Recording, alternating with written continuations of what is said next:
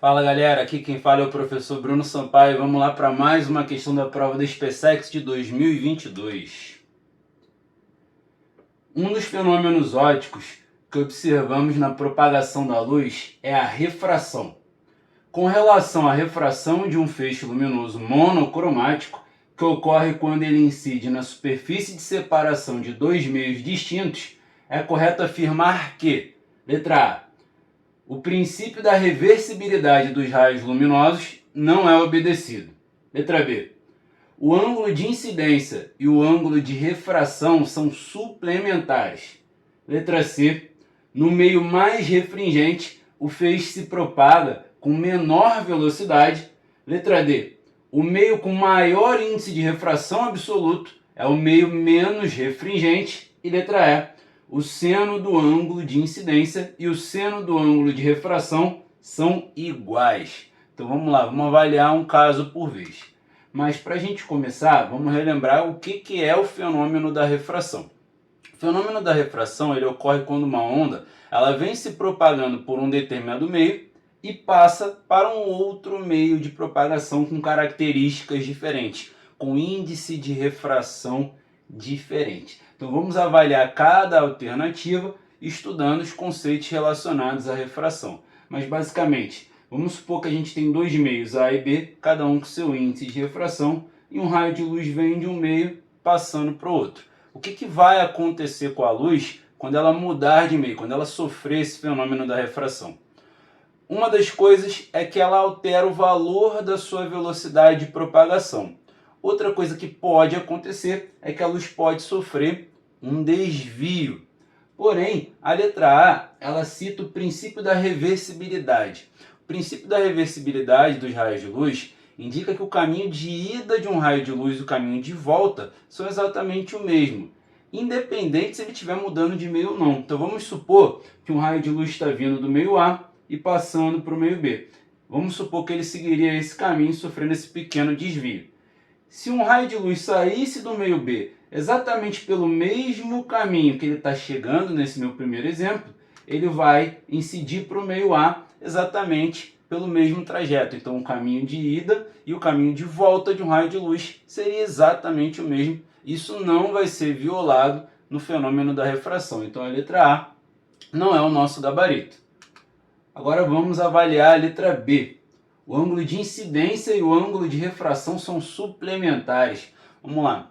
O ângulo de incidência é o ângulo entre o raio de luz incidente e a linha normal, a superfície que separa esses dois meios. E o ângulo de refração é o ângulo entre o raio refratado e essa linha normal também.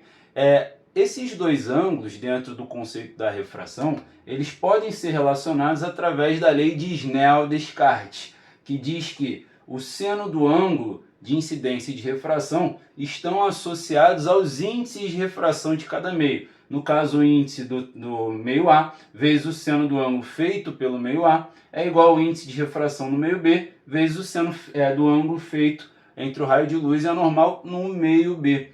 Mas em nenhum momento cita que os ângulos devem ser suplementares. Além do mais, se a gente lembrar o que significa suplementar e avaliar a situação, a gente vai ver que não tem como isso acontecer, porque ângulos suplementares são aqueles que somados dão 180 graus. E para isso acontecer, repara, a gente tem que ter que o ângulo de incidência tem que ser igual a 90 graus e o ângulo de refração também tem que ser igual a 90 graus, o que não é possível.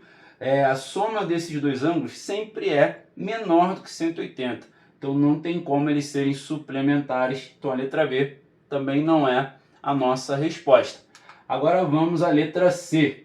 No meio mais refringente, o feixe se propaga com menor velocidade. Meio mais refringente é aquele com maior índice de refração. Então vamos observar como a gente pode determinar o valor de um índice de refração. O índice de refração que a gente representa pela letra N, ele é a razão entre a velocidade da luz no vácuo, que a gente representa pela letra C, e a velocidade da luz nesse meio que está sendo estudado. A velocidade da luz no vácuo tem um valor constante, tem um valor fixo.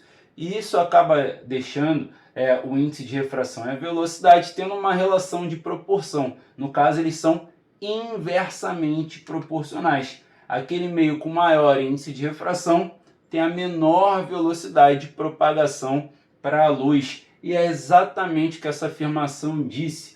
No meio mais refringente, ou seja, com maior índice de refração, o feixe se propaga com menor velocidade. Então esse é o nosso gabarito.